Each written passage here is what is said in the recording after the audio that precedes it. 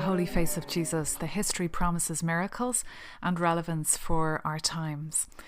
On the hill of Calvary, Saint Veronica was an extraordinary lady according to church tradition. She broke through a hostile mob baying for Christ's blood on the hill of Calvary and consoled Jesus the only way that she could, by wiping his face with her veil. In so doing, she risked her own life. She certainly risked being at least isolated and ostracized afterwards. And given the levels of diabolical hatred towards Jesus you can imagine on the hill of Calvary, and we're pretty sure were there given the cataclysmic battle between good and evil taking place, she was extraordinary in both her compassion and her courage. And we know that she wiped Jesus' face with her veil and was rewarded with a miraculous imprint from the blood and dirt on that veil.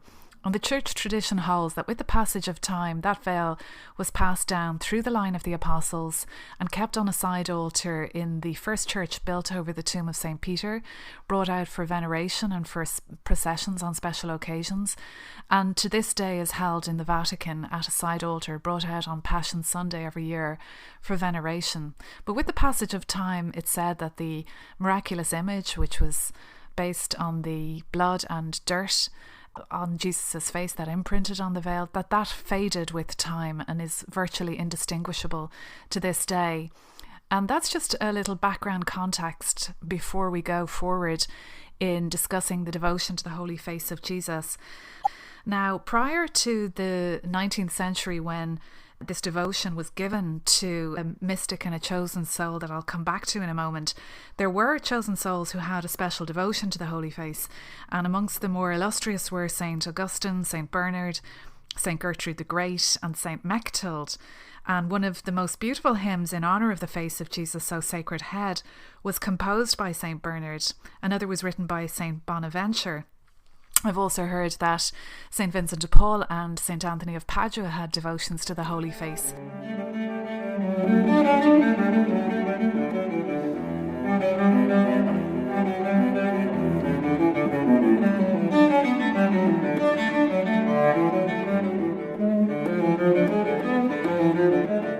But if we fast forward to the 19th century, these revelations that are the basis for the devotion to the Holy Face and the prayers of the Holy Face, they were given to a mystic, a chosen soul, a hidden soul, Sister Marie of St. Peter. And she was a Carmelite nun in the town of Tours in France, a not terribly large town in the Loire Valley in the 19th century.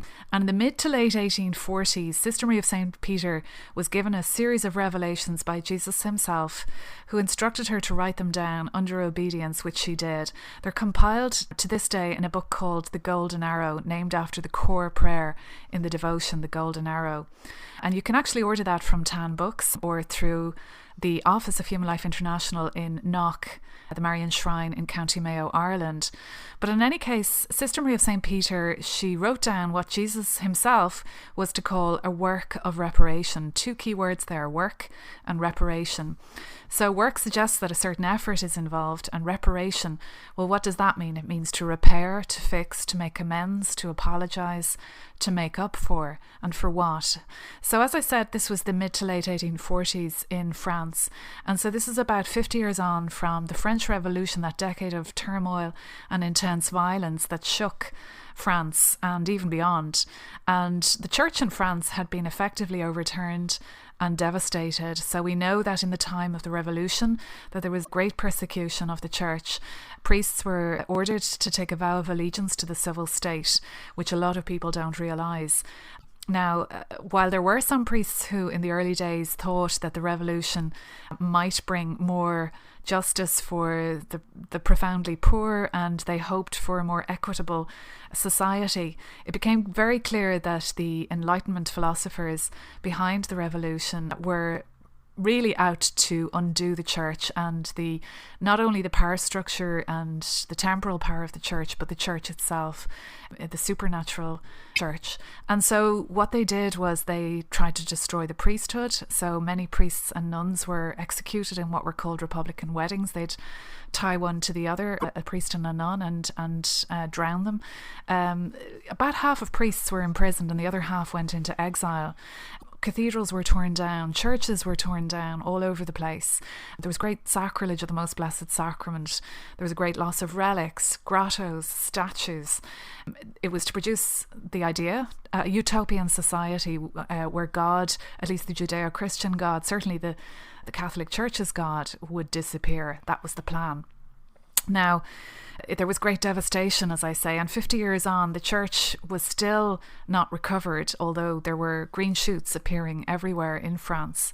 And so God always has an answer, a plan B to what has happened, and this was part of his response, the giving of this work of reparation, as Jesus called it, when he gave this devotion to Sister Maria of St. Peter. And so Jesus referred back to St. Veronica, and he said that he needed other brave souls like St. Veronica who were prepared, I suppose, to be countercultural, to stand up for him and to defend his name and his honour and his face. And he said he was seeking other brave souls like St. Veronica. Now, Sister Maria of St. Peter herself was one such soul, no question about that. She was an extraordinarily brave and holy woman. And she wrote down the revelations, as I said, which include the prayers themselves and also the promises that are associated with them. And she wrote down above all what the focus and the purpose of the prayers are for, and that is to make reparation to God the Father for the breaking of the first 3 commandments. And there had been a huge breaking of the first 3 commandments in France during the decade of the French Revolution at the end of the 18th century and thereafter, when there was such a persecution of the church. It was still difficult for people to function in society and be openly Christian and specifically openly Catholic. So reparation had to be made for the breaking of the first commandment, which was atheism and its promotion. And we can also include in that idolatry, so putting someone, something, or some activity before God. And you can also include, whether consciously or unconsciously, wittingly or unwittingly, recitation of New Age mantras, which is a form of idolatry, often done without the full knowledge of the person. So the first commandment was broken so much in France, and Jesus was saying that the promotion of unbelief, the promotion of atheism, the desire for the removal of the divine from society, really so that the little ones would not know God, that reparation was powerful, that standing in the breach on our own behalves first and on behalves of others, our brethren who don't know what they're doing, is powerful before God. We're acknowledging that there is an injustice to God the Father in not believing him and believing in him. The second commandment that reparation had to be made for, an apology had to be made for, was the sin of blasphemy. So most people understand that blasphemy is the abuse of the holy name of Jesus, the name which is above all names, in heaven, on earth and under the earth, as St. Paul said, that every tongue will proclaim that Jesus Christ is Lord, to the glory of God the Father. Every knee will bow, as we know. Now, blasphemy, yes, the abuse of the holy name. Jesus said this was like a poisoned arrow being shot into the bosom of the Father. Every time the name of Jesus was abused and used as a curse or used in an unholy way, and often teamed up with other curse words. What an abuse of the name of our Lord after what he did for us. And it's a huge offence to God the Father. But blasphemy, Jesus interestingly said, was not just that, but also fixed opposition to God, God's church, and God's church's teachings. Now, when you have enough of that, multiply that from one person, you have a movement, which the bigger it is, the more significant it is. And you ultimately end up with ungodly laws that are against God, against Christ, that are anti-Christ, diabolical in essence. And I think we've certainly seen that in Ireland in the last decade, and we're still seeing it. So blasphemy, I would probably summarise as disrespect for the sacred. So the first commandment, unbelief, not believing in God and not having him first. The second commandment, disrespect for the sacred. And reparation had to be made for the third commandment being not keeping the Sabbath as holy, so profaning the Sabbath and the holy days. So what's that? Well, if you don't believe in God, or if you believe but have other things ahead of him, and if you don't respect the sacred, well, then you don't have an understanding that there is a requirement for our sakes to worship God the Father on the Sabbath, on the Sunday. So not keeping it as a holy day. I'm not talking about people who have to absolutely work on Sundays, people in, ambulance services, etc., hospitals and whatnot. But just a disregard for Sunday as a holy day, not worshipping, not attending, and not receiving the necessary sacramental graces. Reparation had to be made for that. Or another version of that, another mutation of that breaking of the third commandment would be a la carte. So kind of moral relativism, that I will go and I'll receive on my own terms, but I can do whatever I want. I can break any other commandments I want. Nobody will tell me what to do. So that kind of hardness of heart while worshipping, is a breaking of the third commandment, and it sets up the risk of sacrilege of the most blessed sacrament. And so reparation for sacrilege of the most blessed sacrament has to be made. Now, if that all sounds a bit heavy, there are great promises and blessings attached to the Holy Face devotion, and you can actually see them in detail if you download the booklet, which is the free PDF that you can download. It's always the second post on the Facebook page, and it documents the different promises. But I would summarize them really fourfold. That Jesus said, and it's wonderful, this kind of personal guarantee. He said all the affairs of the household will be looked after. And I just repeat that, all the affairs of the household will be looked after. In fact, the household that Sister Marie of St. Peter lived in, the Carmelite convent in Tours, the nuns there started praying the prayers. They thought that it was the convent chaplain, the priest, who had composed them. They didn't know it was Sister Marie of St. Peter. Only the Mother Superior and the chaplain knew. And they did comment that whenever they prayed those prayers, they couldn't believe how extraordinarily powerful they were, that the Lord would always grant them what they asked for. And so Sister Marie of St. Peter had a little private chuckle with herself and the Lord about that, but she always kept hidden, which was her desire to be hidden. So the other great blessings associated with the praying of these prayers are, Jesus said that there would be countless conversions, multiple miracles. I'm paraphrasing him now, but that's it in essence. And effectively that there would be a suppression of evil, or an overthrowing of evil. Now, Jesus stressed the urgency of these prayers and the publication of the prayers, and he even asked for what was called a papal brief, that the Pope would approve of the prayers and set up a praying membership known as a confraternity. So this was a big tall order for Sister Marie of St. Peter, that she had to somehow attempt to have the prayers made public and get word to the Pope in Rome that this was the desire of Jesus. And Jesus said that there were souls being tossed like leaves in a whirlwind and descending into hell. He didn't mince his words. He talked about communism and about the future rise of communism. And this was mid to late 1840s, long before the Bolshevik Revolution. And he said that communism would spread. I think about, why was there such a focus on the first 3 commandments by Jesus? Surely all 10 commandments, But the first 3 commandments are about our vertical relationship with God first. And the other commandments are the social commandments about our relationships with one another. It just seems obvious, doesn't it, that if you don't have belief in God, respect for him and all things sacred that pertain to him or that are connected to him, especially within his church and her teachings, and if you don't receive the necessary graces to live out your baptismal promises in life through worthy reception of the sacraments, if you don't have that lifeline in place, it must be incredibly difficult to negotiate the keeping of the other commandments, both in the spirit and literal keeping of them, for the rest of your life. And it also seems obvious, does it not, that if you do have that lifeline, that even if you trip up and fall in some major way, the knowledge that you have that you're a beloved son or daughter of God, and that you can always return like the prodigal, which we all are, sets you up for renewal and a path of restoration. And so Jesus said that there was a great urgency that the prayers would be made public. And so the pressure was on effectively, and Sister Marie of St. Peter did everything in her power to have the prayers made public through her superiors. She approached first the secretary and then the bishop in Tours himself. Now, the bishop in Tours met with her and was convinced of her bona fides, that she was a good person and that what she was saying was out of, an authentic desire to serve God. And he did, I think, print some kind of leaflets on blasphemy and prayers against blasphemy at a local level. But what he didn't do was everything she asked for, which was, for example, approaching the Pope and having the prayers made public and really pushing the boat out. He didn't do that, possibly because there was already a confraternity, I think, against blasphemy that had been set up some time before. But the reparation for the breaking of the Sabbath and, you know, the unbelief, these were extra components that Jesus wanted addressed, especially after the French Revolution.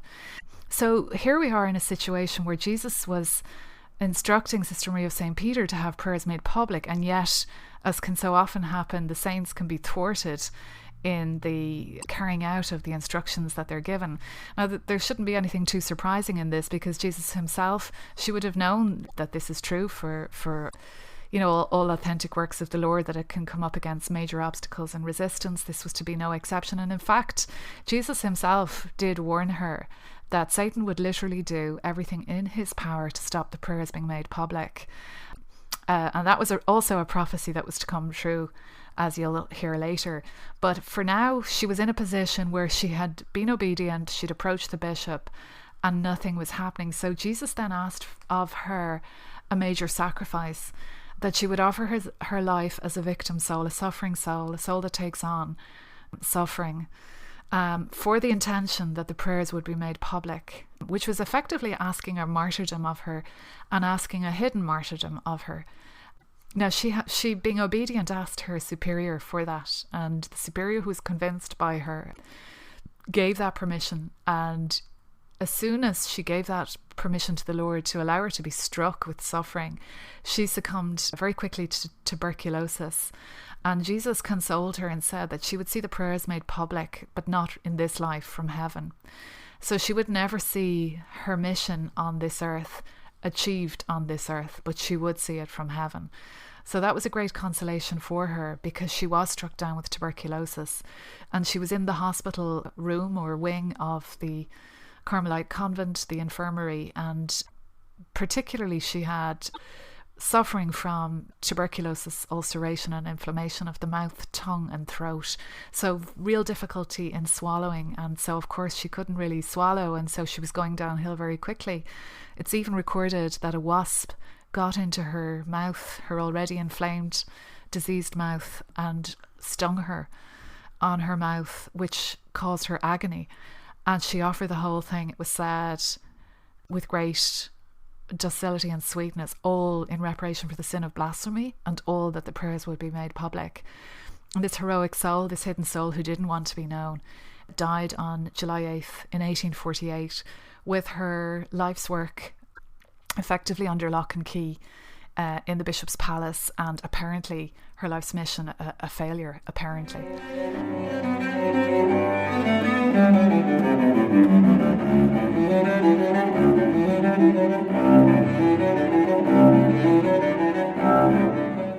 Now, that was the first part of the 19th century story of the Holy Face devotions. So the prayers are given, the rationale is given, the blessings, which include the suppression of evil, the personal blessing, all the affairs of the household will be looked after, countless conversions, multiple miracles. These prophecies have been given, and how are they going to play out?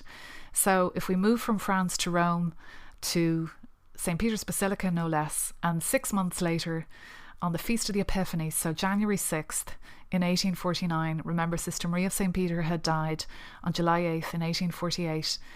Well, we're now fast forwarding 6 months to Rome from Tours, and the Feast of the Epiphany, January 6th, 1849. And the Veil of Veronica that I mentioned at the beginning was being taken out for veneration as part of special prayer vigils across Rome. So it was usually brought out on Passion Sunday, I believe about the 5th Sunday in Lent every year. In church history, it had been brought out for processions and on special occasions. And this was a special occasion because the context was that the Pope was not in Rome. And the reason for that was that the Pope, the longest serving Pope ever, Pope Pius IX, he's now blessed, he had to flee Rome. He had to run from Rome, dressed in disguise as an ordinary priest at night. Very dramatic stuff, because his life was in danger. At the time, the Vatican had far more land than the tiny little area it has now. And the different states across Italy there existed, and the Pope had a big belt of land, diagonal belt across Italy, and he needed people to administer that. And one of his close aides, one of his close assistants, had been assassinated. So his own life was in danger and the risk of being taken a hostage as well. And he didn't want that to happen. So he had left Rome and gone to a town called Gaeta on the Adriatic coast. And there he would stay for 2 years and refused to return even when people in Rome were saying, oh, it's safe. He was actually very, very cognizant, very aware of not being anybody's stooge or hostage. So he was administering from a distance, which is quite an extraordinary set of circumstances. But as Pope, he asked for all the churches in Rome to be open to prayer vigils, for an end to hostilities, for a breakthrough. Now, actually, we know that the Vatican did lose its lands, and you can argue whether the church is better for the loss of temporal power, but in any case, what did emerge was the Lord is always with his church and with his people. And on this occasion, on the Feast of the Epiphany, 1849, 6 months after the death of Sister Maria of St. Peter, there were prayer vigils everywhere, including St. Peter's Basilica, of course, and permission was given for the old veil of St. Veronica to be brought out for veneration. Now, remember I said with the passage of time, the organic dirt and blood had almost faded. And the image was almost indistinguishable. Well, we understand that a second great miracle took place on that ancient veil.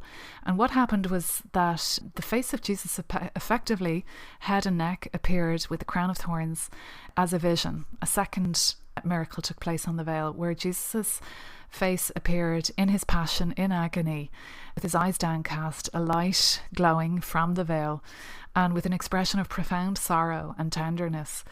And the administrators, known as canons of St. Peter's, they rang the bells. And so the Romans, the Italians, came running. And it was said that thousands of people filed in and saw this miracle, which only lasted 3 hours.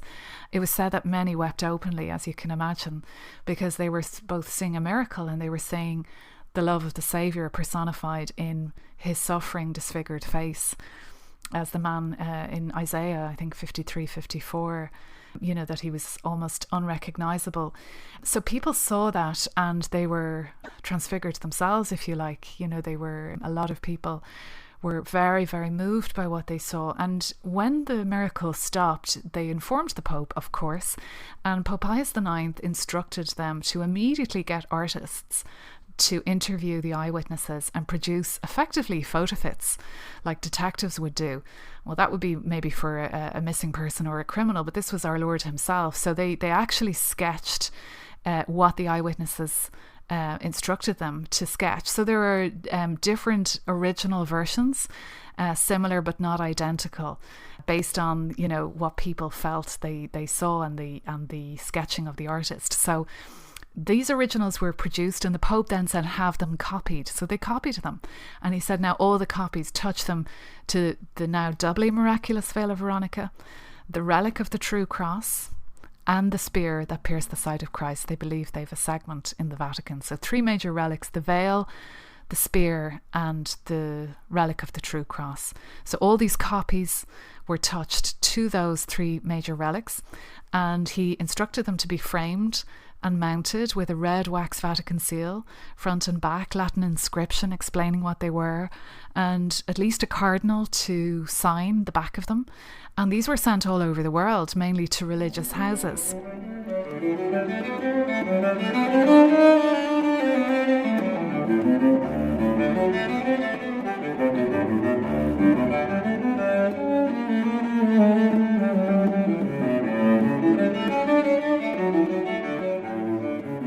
Now, in a kind of an odyssey, it took about 3 years. 2 of these relics made their way back to the convent of Sister Maria of St. Peter. Now, the Pope in Rome had no clue, nobody did, about the revelations of the Holy Face at the time. So about 3 years lapsed before 2 of these relics made their way back to the Carmelite convent. Sister Maria of St. Peter, she'd made these efforts twice to approach the bishop. The prayers were locked up in the bishop's palace. And nobody really knew about this, bar one person outside of the convent who happened to be the patron of the convent. He did business for the convent, and that was a layman, a family man, a lawyer by the name of Leo Dupont. So Leo had been a trusted friend of the convent. He'd known Sister Maria of St. Peter. She was the portress. She answered the door. And he was friends with the Mother Superior, who had shown him the the revelations of Sister Marie of St. Peter, and he was immediately struck by the authenticity of the revelations and the prayers. Leo de Pont was a true patriot, a true lover of France. He had returned to France from the Caribbean island of Martinique, where he had been born, after the untimely and tragic death of his young wife, whom he'd loved very much, with his little toddler, his mother, and a few servants.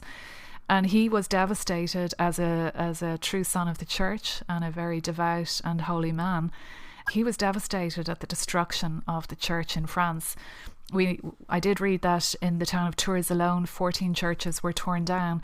Leo de Pont used to go out and kneel at the sites of those 14 churches every night in a spirit of reparation, apologising to God the Father for the destruction and for the sacrilege and for his country and his countrymen and women and what they had done, and that they would return and that God would have mercy. So here was a soul who was already primed for the idea of reparation, that it's not an idle thing to go and apologise to God with prayer, but it's actually extremely powerful. And there are biblical precedents, I think, for example, Daniel with Israel, that chosen souls, which could be every one of us in even a little small way, can stand in the breach. We apologise for ourselves first and on behalf of the nation. So Leo de Pont had been praying the prayers. There was nothing in them against church teaching. They're very scriptural, as you'll see. And in fact, he was praying that the prayers would be made public when he prayed these prayers. So he was continuing. The baton had been passed to him, if you like, by Sister Marie of St. Peter. So when two of the relics landed to the Carmelite convent in Tours, and the Mother Superior gave one to him, she knew him to be an extremely holy and devout man, Leo de Pont was inspired to burn an oil lamp perpetually in front of his relic, which he placed in pride of place in his house where he would do business. And so people were coming to Leo de Pont for business because he was a lawyer, a businessman. He moved in the highest echelons of society. His background is that he was born into immense wealth on the island of Martinique. I mentioned he came from Martinique, a French colony, and he had trained in Paris. He'd lived in America for a while, had been very happily married, lost his wife, as I say, tragically, and had just his daughter and his mother and a few servants. Now, Leo could operate at any level of society, and he did. He was part of the renaissance of the French church after the Revolution, certainly in the town of Tours and beyond. Leo de Pont is famous for a number of other activities. He was responsible for nighttime adoration, lay adoration. He corresponded with St. Peter Julian Eymard of the Blessed Sacrament Fathers. I understand he corresponded with the Curie of Ars as well. He asked St. Jean Jugan to come to Tours, and she opened her headquarters for about a decade in Tours and was friends with Leo de Pont. In fact, I've seen one of these relics in Dublin, which belonged to St. Jean Jugan, and I suspect, she must have been given it through Leo de Pont, but I'd have to clarify that. But in any case, so we have a vitality, a bubbling up of the spirit in Tours, and Leo de Pont is at the centre of this, and he has a natural wit. He's a natural leader. When there was massive flooding of the Loire River, he was involved in orchestrating the rescue. He set up an association where people would give beautiful suits, people of wealth would give suits to ordinary workmen, because he felt that you should only give to the poor what you would be absolutely proud to wear yourself, nothing kind of hand me down.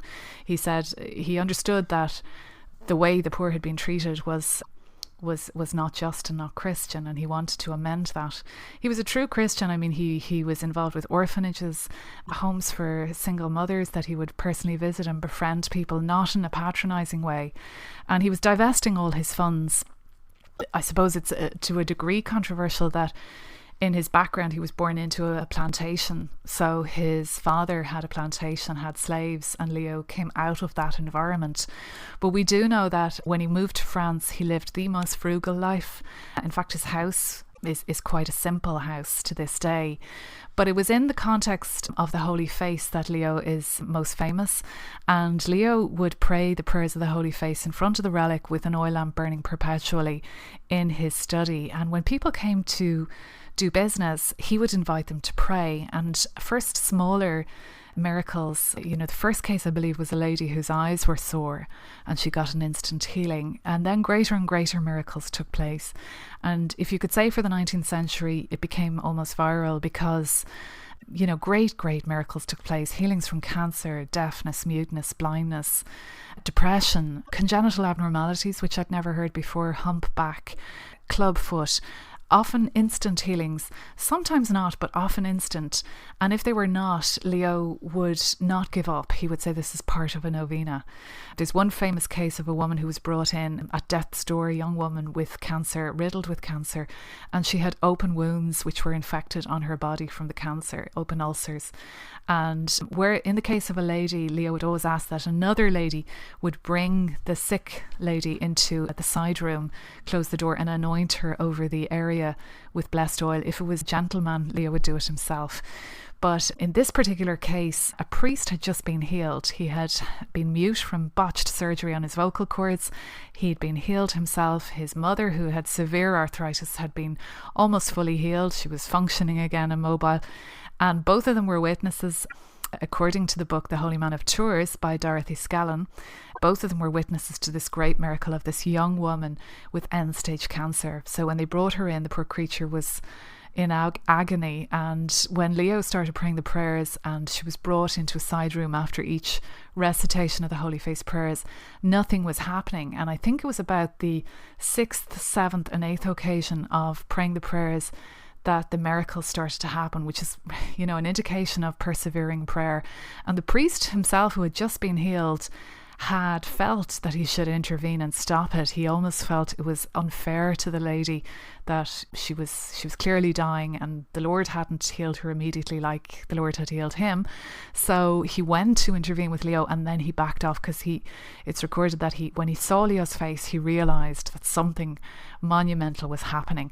And on the 6th, 7th and 8th occasion of the recitation of the prayers, when the poor lady was brought into another room and anointed over the area, which was not a pleasant task for the other lady with her, a great shout came out of the other room because the skin and the ulcer healed over with baby perfect skin.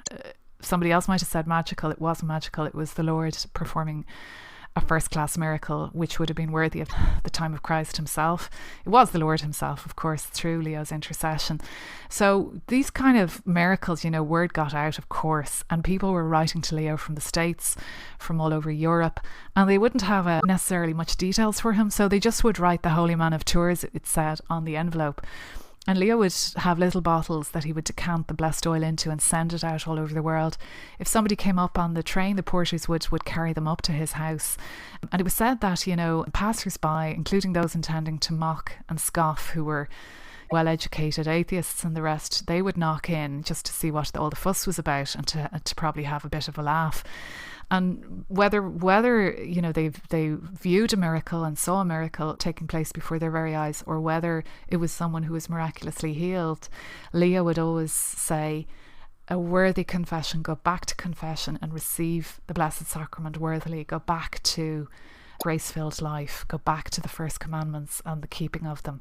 And that was Leo's message, that was his focus. But the real purpose for all of this for Leo, this went on for 30 years, by the way. Talk about being tested in your patience. The real focus for Leo was that the mission of Sister Maria of St. Peter and the prayers would be made public, and that they would be put on a footing that would establish them not only nationally but ideally internationally. That was the hope. Leo wasn't interested in attention any more than Sister Maria of St. Peter had been. He lived to a great age for the time, into his 70s. He himself became bedbound. He was struck down with strokes, repeat strokes, and with gouty arthritis. He was confined to the upstairs bedroom, couldn't come downstairs in his 70s, we know. And it was the 4th Archbishop of Tours, and Archbishop Colley, who, when he became the 4th Archbishop, unexpectedly called up to Leo's house and laid hands on him and gave Leo a hope. He had just an inkling, an inspiration that something might finally be happening after all these years of miracles. It was said that the flood of visitors had dropped to a trickle because, I suppose Leo, the man associated with the healing, was no longer there, but the servant would show the people in and show them the relic, and they would pray. So remember, Jesus had promised that there would be opposition, and there certainly was. 30 years of waiting. 6 months after, I believe, that Archbishop called in, the chaplain to the Carmelites excitedly called up to the house and was able to say to Leo, who was really at death's door, Leo, the prayers are being made public. And Leo was to really die a happy man.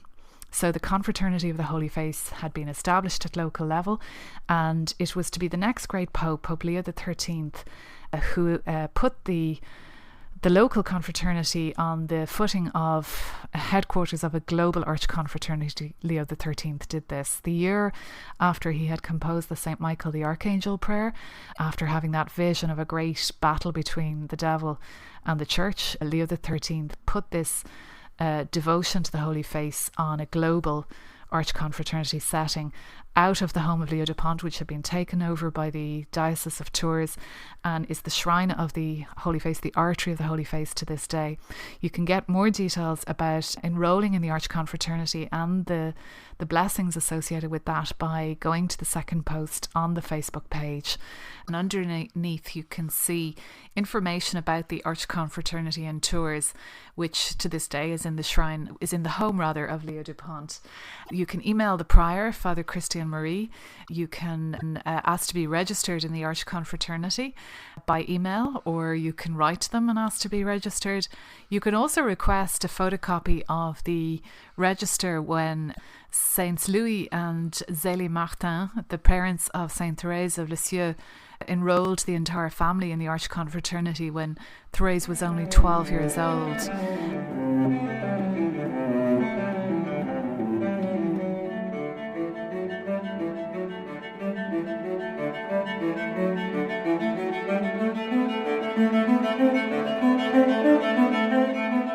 The next phase of the development of the devotion to the Holy Face through that great saint, the little flower, Saint Thérèse of Lisieux. As I say, she was enrolled at the age of 12 years. It had a profound impact on her.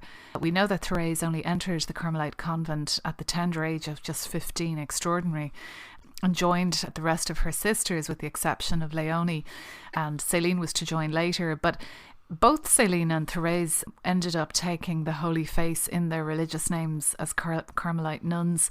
When Saint Thérèse entered, she was Sister Thérèse of the Child Jesus, and she specifically asked if she could take the name the Holy Face as an add-on to the Child Jesus.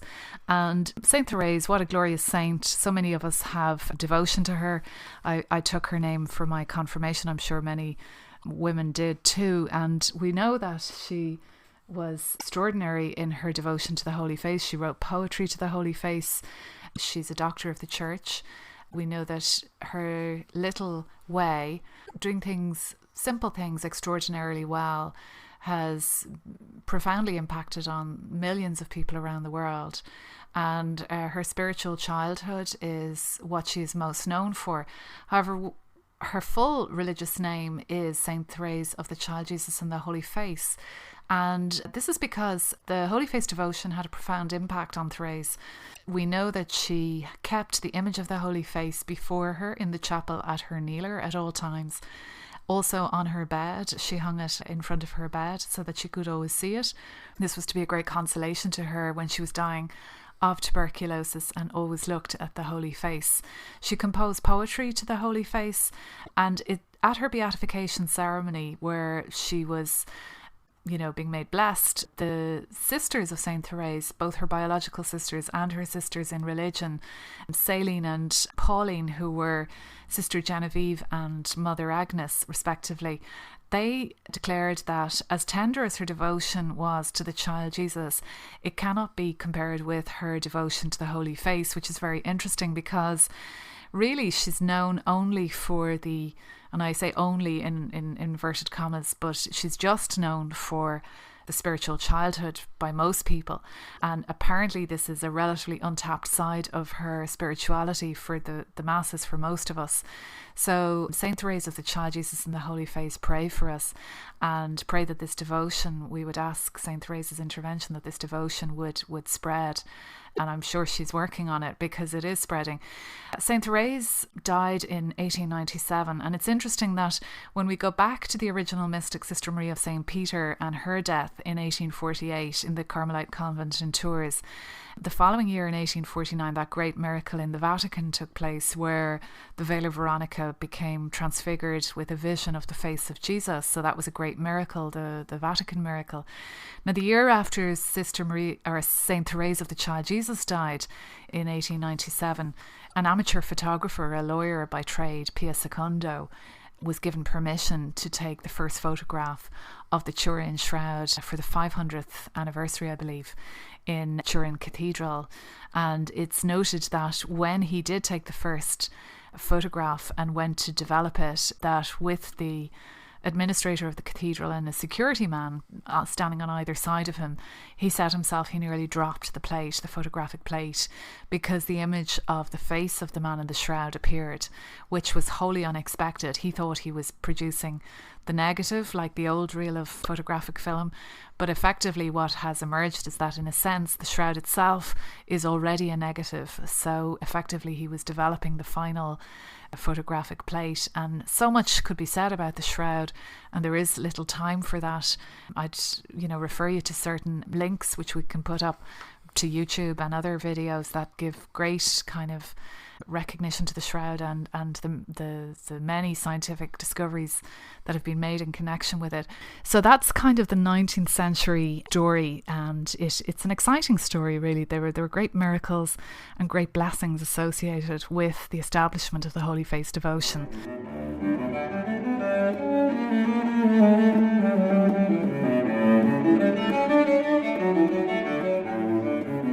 Just to mention that the story that the shroud has been a medieval hoax circulated there, the team of scientists took a small sample of the shroud and sent it off to different laboratories, and they took it from one area of the shroud where it's believed the shroud has been patched. The shroud has been in 4 fires and survived them miraculously. It's been in fires where silver has melted, the silver urn that the shroud was believed to have been kept in for safekeeping over the centuries must have melted. Such was the intensity of the heat, and yet the shroud has survived, which you could argue is nearly miraculous in itself. But what's interesting is that the crossweave pattern, that's herringbone pattern that's typical of most of the shroud, is different in this area, and it emerges that there is a patching at this point, possibly because of previous damage in a fire. It's going to be retested yet again, potentially, but for now it's clear that the carbon dating to that patch cannot be deemed to be conclusive, and that carbon dating suggested that the shroud was a medieval hoax or forgery, which went viral around the world. It was published in Nature magazine. Later tests are refuting that and debunking it. One interesting feature of the shroud is that blood shows that the man in the shroud was a victim of torture and suffered a violent death. They've been able to demonstrate that.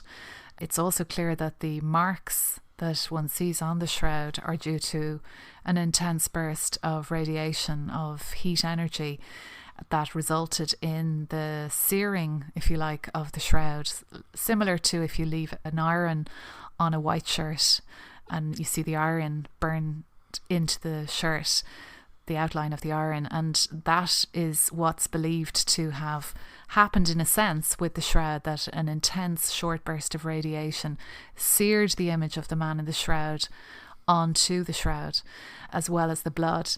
There are no paints or pigments on the shroud, that is certainly true. No scientist has ever demonstrated paint or pigment, and they can't reproduce it either. What's very interesting as well is that they've demonstrated that, as was the burial custom of the time, coins were placed on the eyes of the deceased, and it's believed that one of the coins they were able to identify, and I think it's called a lepton, but apparently was minted in AD 30 in the reign of Pontius Pilate, which really narrows down the time scale of the shroud to the time of Christ. So that's very interesting, and more on the shroud will emerge, no doubt. It's an ongoing research subject. It's the most researched object, apparently, in the world, the Shroud of Turin. The shroud itself, from a theological point of view, has obviously raised awareness of the holy face of Jesus, and there was huge interest in the shroud.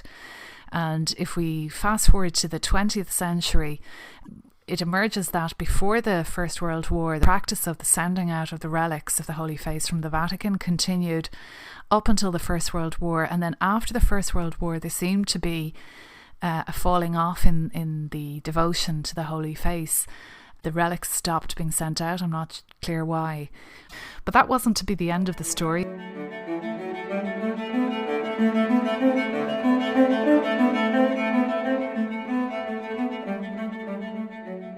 So there's a great overlap between the Holy Face devotion and the Fatima devotion, the Fatima message of Our Lady in 1917, where Our Lady said Russia would spread its errors. Jesus had warned about the rise of communism and that it would spread outside France unless people took the first 3 commandments seriously and making reparation for them. In fact, we know that a great mystic in France, who's little known outside France, but he's known as the second curé d'Ars, the second curé of Ars, Père Lamy, Father Lamy, that he said the reason that France entered the First World War with all of the consequences down the line of that, including the Second World War, this was because France had abandoned the first 3 commandments, according to Père Lamy. The Fatima message, Our Lady talked about the need for reparation and penance, and she also noted when Russia would spread its errors, well, what does that mean? We know 10 years after the Bolshevik Revolution that Russian law was rewritten, that it now permitted abortion, divorce and same-sex relationships and all the downstream consequences of that, which we see to this day. And is there a country in the world that is unaffected by at least one of these errors that started after the Bolshevik Revolution? Possibly there is none. It's difficult to imagine a different world where the reparation had been made for the first 3 commandments in our time, and yet this is the clarion call from Jesus. And it's interesting, if we don't have the foundation, if we don't have the first 3 in place, belief in God, respect for his holy name and for his sacred church, his teachings, if we don't have a desire and enough of a belief in the need for worshipping on a Sunday, receiving the sacramental graces necessary for our state in life, if we don't have those in place, how easy it is for Satan to have us fall in the area of the other commandments. And when Our Lady in Fatima spoke about souls going to hell, remember Jesus had said that souls were going to hell like leaves being tossed about in a whirlwind back in the mid to late 1840s to Sister Maria of St. Peter. Our Lady showed the 3 little shepherds in Fatima hell, and she warned about hell and how the majority of souls that go to hell go because of sins of the flesh. And again, it comes back to, if we don't have the first 3 commandments in place, it becomes all the more difficult to maintain and keep the other commandments without the lifeline, the bloodline of connection with God in the first 3 commandments, and knowing that we're his loving sons and daughters.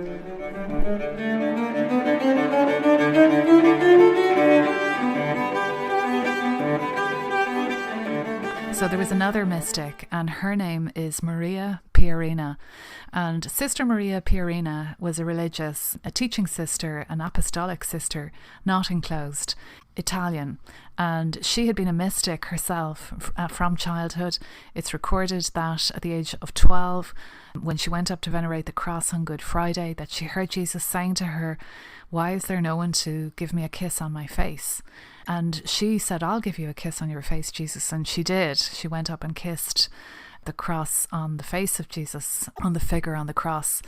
And she was aggrieved, she was upset that nobody else was kissing him on the face, because she thought, in her childlike simplicity, that everybody had heard Jesus complaining and was annoyed with other people for not listening to him and obeying him. And she had a great heart of love for God. She was called to the order, the Daughters of the Immaculate Conception of Buenos Aires. They're an Argentinian order, and they had 2 houses in Milan and Rome in Italy. And she joined the order and became a teacher. She was afflicted all her early life with fainting fits, and it really affected her ability to function as a teacher. It's interesting, she had a devotion to Saint Therese of Lisieux, and she attended Saint Therese's beatification ceremony, the ceremony where her sisters declared that as tender as Therese's devotion was to the child Jesus, it cannot be compared with her devotion to the Holy Face. Now, Sister Maria Pierina couldn't be relied on to be able to deliver a lesson because it was unknown what precipitated the fainting fits. It wasn't obvious epilepsy, and there was no known cause for it, and it really caused her a lot of suffering. And at the beatification ceremony, she begged Therese for a miracle, and it's understood she received that miracle, that the fainting fits effectively started to disappear and allowed her to function normally. So there was a miracle from one great apostle of the Holy Face to another apostle of the Holy Face, because this lady, Sister Maria Pierina, she received in turn a series of revelations from not only Jesus but Our Lady, and in them she was asked to approach the Roman Curia and to approach the Pope Pius XII, and to have a medal struck. And the medal was to have an image of the Holy Face of Jesus on one side and the Eucharist on the other side. Now, Sister Maria Pierina would not have taken this lightly. However, she did manage to approach the Roman Curia, and the first medal of the Holy Face was accepted publicly by Pope Pius XII in, I believe, 1958. So on the one side of the medal is an image not from the miracle of the Holy Face. The cardinals decided to go with the image of the Shroud of Turin. And in Latin, the words are, "May the light of your face shine on us, O Lord," from the Psalm.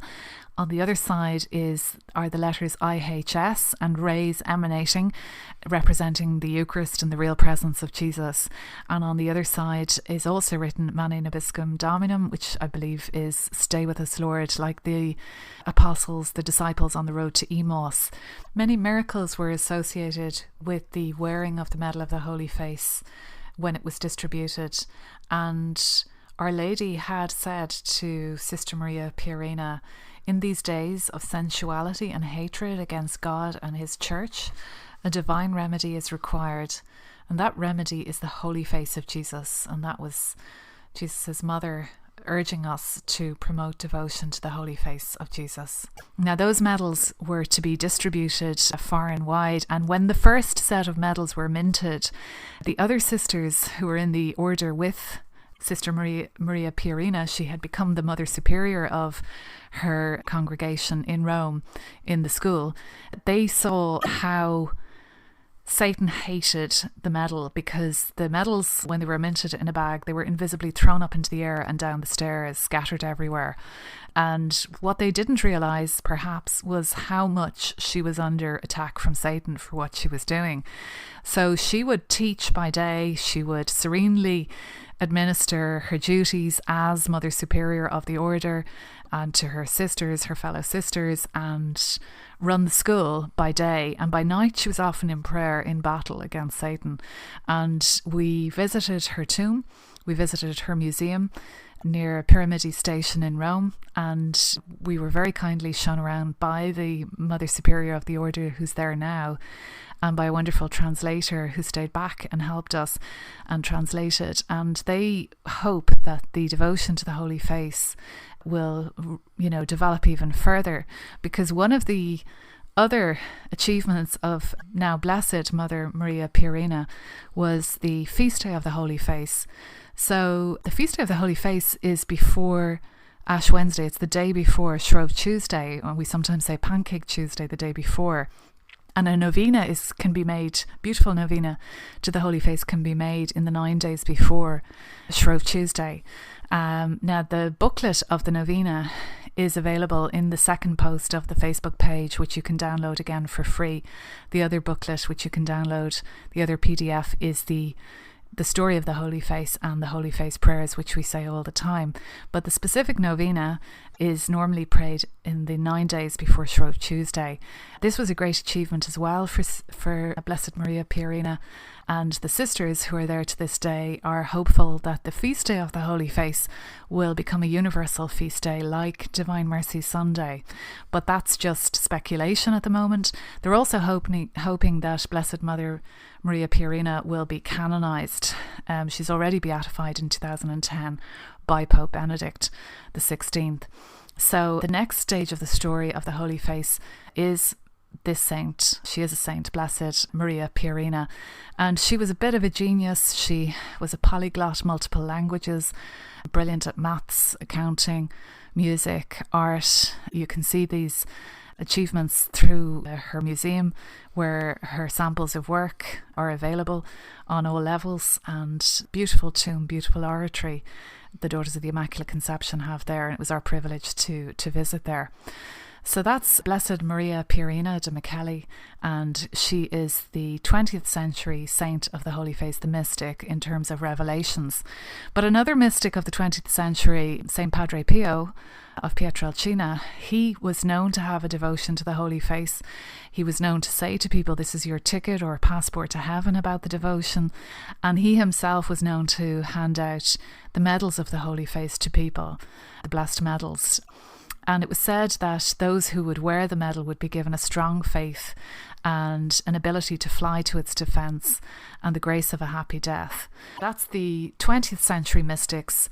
The medal, it was given to many soldiers in the Second World War.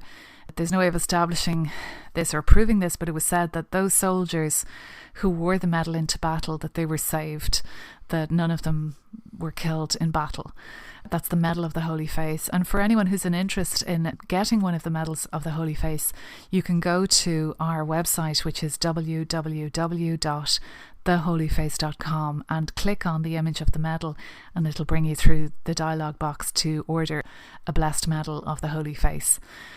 So what is the relevance of the Holy Face devotion for our time? Well, I've already touched on the fact that if we can make reparation, stand in the gap to God the Father, stand in the breach for others, apologising first for any breaches of our own, in the breaking of the first 3 commandments, that great blessings are given by God the Father to us and to people in terms of miracles, conversions, suppression of evil, and granting of graces in our households. Devotion to the Holy Face of Jesus, the history promises miracles and relevance for our times.